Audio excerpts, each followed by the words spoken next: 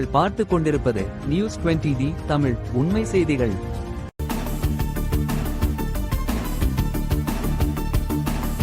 விருதுநகர் கிழக்கு மாவட்ட கழக செயலாளர் சாத்தூர் கே ரவிச்சந்திரன் அவர்களின் ஆலோசனையின்படி திருச்சுழி சட்டமன்ற தொகுதியில் நரிக்குடி கிழக்கு ஒன்றியத்திற்கு உட்பட்ட PLE 2 பூத்துகளில் கழக தலைவர்கள் குழுவாக கள ஆய்வு மேற்கொண்டனர்.